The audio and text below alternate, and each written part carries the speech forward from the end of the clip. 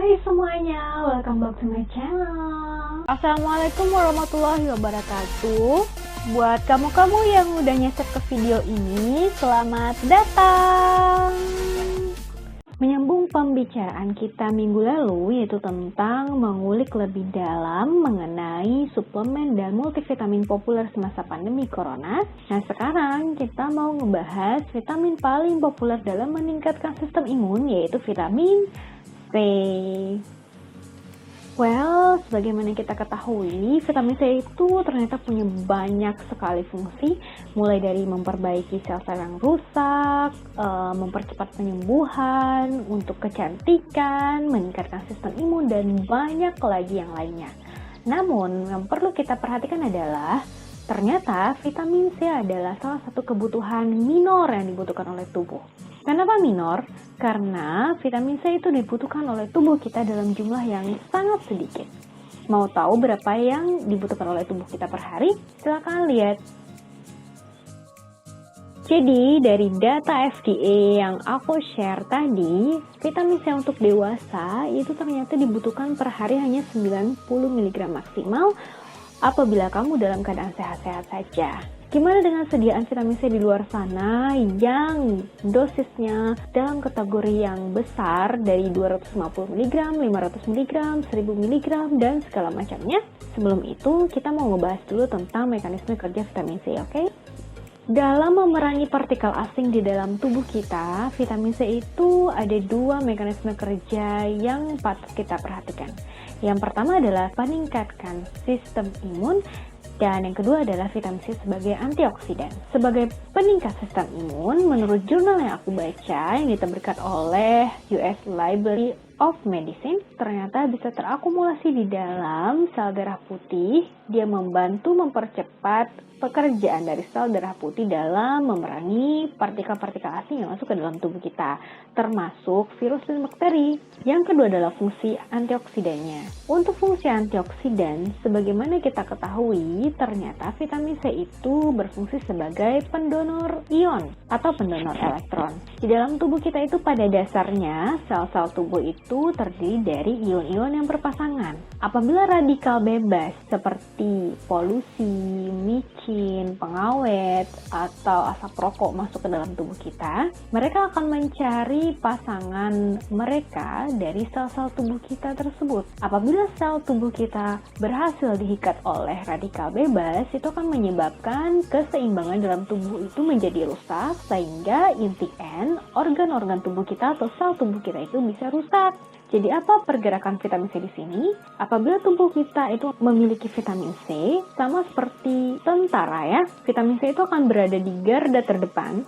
Dia akan mengikat radikal-radikal bebas yang masuk, dia akan menyerahkan dirinya supaya berikatan dengan radikal bebas tersebut, sehingga vitamin C itu akan terikat dengan radikal bebas dan dia akan membawa radikal bebas itu untuk keluar dari tubuh kita melalui proses ekskresi atau proses pengeluaran. Berhubung karena vitamin C itu larut dalam air, dia akan dikeluarkan melalui urin atau melalui keringat bersamaan dengan radikal bebas tersebut. Nah, karena itulah vitamin C itu sangat berfungsi penting di dalam tubuh kita untuk meningkatkan sistem imun supaya kita tidak gampang diserang oleh kuman-kuman penyakit atau zat-zat asing yang dapat menyebabkan penyakit, dan juga dapat menjaga tubuh kita dari penuaan akibat radikal bebas. Nah, setelah kita ngomongin tentang mekanisme kerjanya, aku sekarang ingin menyoroti tentang dosis dan sediaan di luar sana. Sebenarnya apakah oke bagi diri kita manusia mengkonsumsi vitamin C dalam jumlah yang banyak? Tubuh kita itu ada maksimum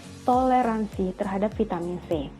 Nah, seperti data yang aku himpun dari FDA yang akan aku perlihatkan ini, di sana disebutkan bahwa orang dewasa ternyata dapat mentolerir input vitamin C itu sebanyak 2 gram maksimal per hari. Karena itulah kita dapat lihat sediaan-sediaan vitamin C di luar sana itu dosisnya pada tinggi-tinggi. Ada yang 250 mg, ada yang 1000 mg, 500 mg seperti yang aku udah ngomongin tadi. Tapi kapan sebenarnya kita butuh vitamin C dalam dosis tinggi tersebut? Nah, ada penelitian yang aku baca bahwa mengkonsumsi vitamin C 250 mg pada saat kamu sakit itu akan mempercepat penyembuhan atau akan mengurangi gejala penyakitnya sebanyak 50%, khususnya flu dan penyakit-penyakit virus lainnya. Jadi, kamu boleh mengkonsumsi vitamin C itu dengan dosis yang tinggi sebanyak 250 mg atau 500 mg hanya pada saat kamu dalam keadaan membutuhkan atau dalam keadaan sakit atau memang dalam keadaan yang kekurangan vitamin C dan segala macamnya. Otomatis hal itu aku sarankan kamu konsultasi dahulu kepada dokter untuk melakukan pengecekan apakah benar kamu membutuhkan vitamin C dalam dosis tinggi atau tidak. Apabila memang sudah dalam rekomendasi dokter, it's okay, kamu bisa konsumsi hanya pada jangka waktu yang ditentukan oleh dokter tersebut. Nah, apabila kamu konsumsi vitamin C dalam dosis yang tinggi, misal nih, yang satu kapsulnya itu 1000 mg, padahal kamu dalam keadaan sehat-sehat saja, hanya saja kamu takut ketularan corona, jadi kamu mengkonsumsi vitamin C dalam dosis tinggi untuk mencegah diri kamu tertular corona. Apakah itu bagus? Sebenarnya begini ya, sebanyak apapun kamu konsumsi vitamin C, baik dalam masa sakit atau dalam masa sehat, itu yang diserap oleh tubuh kamu hanya seberapa tubuh kamu butuh. Jadi kalau memang dalam keadaan sehat tubuh kamu cuma butuh 90 mg vitamin C, kalaupun kamu konsumsi vitamin C 1000 mg, tetap saja yang diserap hanya 90 mg tersebut. Lainnya kemana? 1000 mg kurang 90 mg berarti 910 mg ya? 910 mg itu akan dibuang ke ginjal. Pada saat hari pertama atau minggu pertama kamu konsumsi vitamin C dalam jumlah besar tersebut, mungkin oke-oke aja keadaan tubuh kamu gak ada masalah segala macam. Hanya saja perlu aku peringatkan di sini bahwa apabila kamu terus-terusan mengkonsumsi vitamin C dalam jangka waktu yang lama dengan dosis yang tinggi tersebut, itu akan memperberat kerja ginjal. Dan apa akibatnya kalau kerja ginjal diforsir terus-menerus? Umur kerja ginjalnya jadi menurun. Jadi, kalau ginjal itu terbiasa diberikan pekerjaan yang berat terus-menerus, maka lama-lama ginjal itu fungsinya akan lebih cepat menurun. Apabila ginjal fungsinya menurun, itu akan dikhawatirkan nanti kamu bisa harus cuci darah, gagal ginjal, dan segala macam. Amit-amit lah ya, kita nggak mau ngomongin itu lebih jauh. Pokoknya aku himbau kamu supaya hati-hati dalam mengkonsumsi vitamin C, jangan dikonsumsi dalam jumlah yang banyak sekali dalam jangka waktu yang lama pada saat kamu sehat. Pokoknya konsumsi saja vitamin C dalam dosis yang sewajarnya. Atau apabila kamu konsumsi buah-buahan yang rajin, makanan yang 4 sehat 5 sempurna, maka kayaknya nggak perlu deh intake vitamin C dari luar.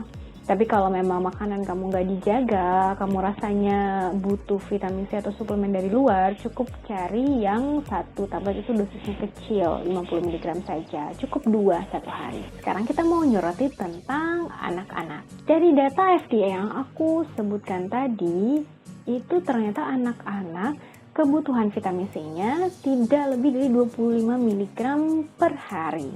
Yang bahayanya adalah kasus-kasus yang banyak terjadi di luar sana, kita sebagai orang tua terkadang tidak begitu memperhatikan apabila anak-anak mengkonsumsi vitamin C dalam bentuk minuman atau dalam bentuk seperti permen. Terkadang kita pikir bahwa oh itu kan vitamin, nggak apa-apa lah gitu. Jadi apabila anak-anaknya ambil permen yang berisikan vitamin C dalam dosis tinggi atau minuman yang punya vitamin C dalam dosis tinggi, menurut kita itu vitamin kok, jadi oke-oke aja, konsumsi aja daripada anak-anaknya makan permen atau makan micin-micin lainnya. Ternyata tidak sesederhana itu. Sama seperti vitamin C pada dewasa, pada anak lebih lagi.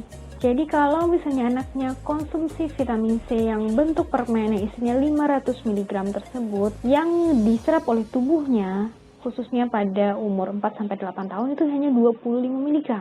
Jadi lebihnya kemana? Lebihnya ya dikeluarkan ke ginjal lagi. Bayangkan anak-anak pada umur sekian itu ginjalnya sudah disuguhi pekerjaan yang berat. Mungkin pada saat itu tidak ada gejala apa-apa yang dirasakan, tapi kasihan 40-50 tahun yang akan datang ya kan? Makanya bapak-bapak, ibu-ibu sebelum memberikan vitamin kepada anak-anaknya atau sebelum anak-anaknya mengkonsumsi vitamin dalam bentuk permen atau dalam bentuk minuman, cek dulu kandungan vitamin C-nya ya, terlalu berlebihan atau tidak, khususnya pada anak-anak yang lagi sehat. Kalau pada anak-anak yang sakit, oke diberikan untuk vitamin C, tetap saja pada dosis yang tidak terlalu tinggi. Dari dosis maksimal yang aku perlihatkan tadi, maksimal ternyata anak-anak dapat mentolerir dosis vitamin C sebanyak 650 mg saja. Tapi bukan berarti setiap hari anak-anak boleh diberikan 500 mg dalam bentuk apapun. Itu hanya berlaku pada saat anak-anak membutuhkan. Nah, kita ulang lagi ya. Jadi, apabila kamu konsumsi vitamin C dalam jangka waktu yang sangat lama dengan dosis yang besar, vitamin C ini ternyata juga dapat tertimbun di dalam tubuh kita, membentuk kristal yang mengendap lama-lama menjadi batu ginjal. Nah, bahaya kan?